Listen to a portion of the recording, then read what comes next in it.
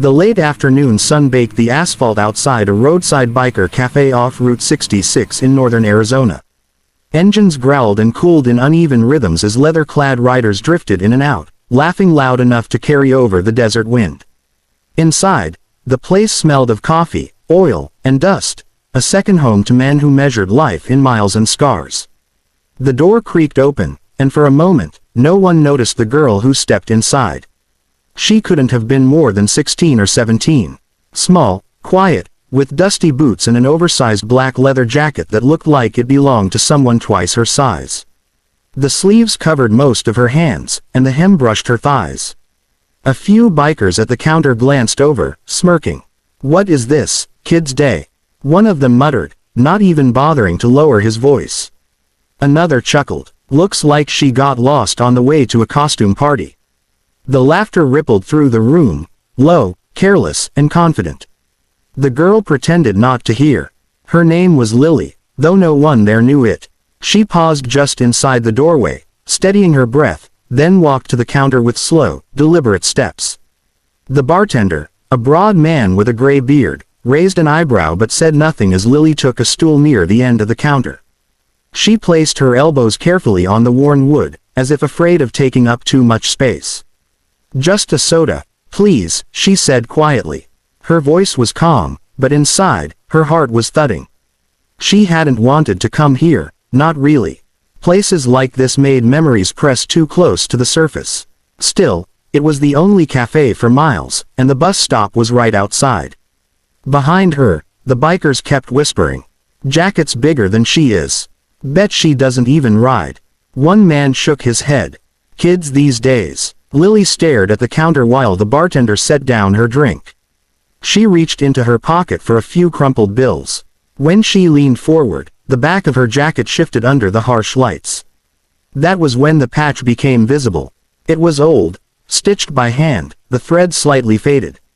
An eagle spread its wings over a rust-colored shield, with a name curved above it. Not many people still recognized that emblem, but those who did felt it hit like a punch to the chest. One biker stopped mid-laugh. Another narrowed his eyes. "Wait. Is that?" Chairs scraped softly as a few men leaned back to get a better look. The joking tone drained away, replaced by confusion, then something closer to disbelief. That patch wasn't something you bought online. It wasn't decoration. It was history. Lily didn't notice at first. She paid for her soda and took a slow sip, staring out the window at the long stretch of road beyond the cafe. Outside, the desert seemed endless, just like the miles she'd already traveled.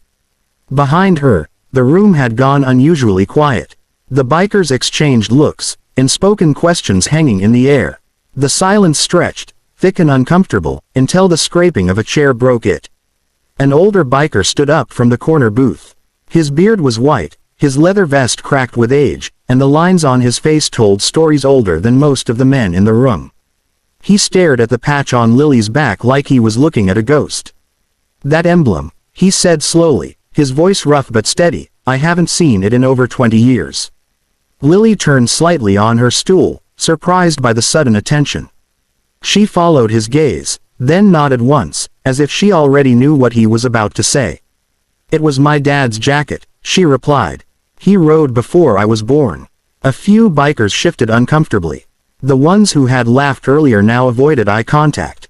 The older man took a few steps closer, stopping at a respectful distance. "Your father, was his road name Jack, Iron Wing?" Lily's fingers tightened around her glass.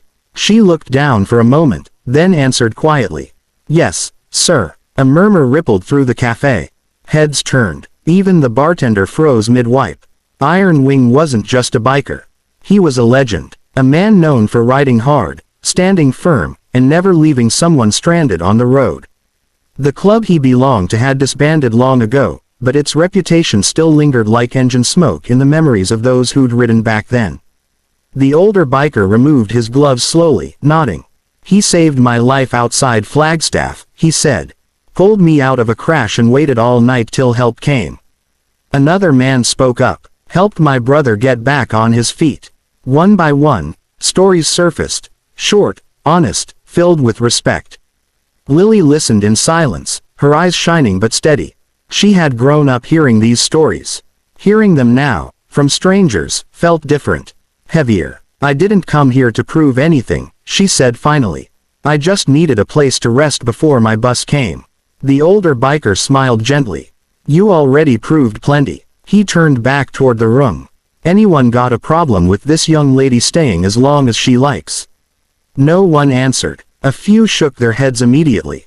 A biker who had laughed earlier cleared his throat.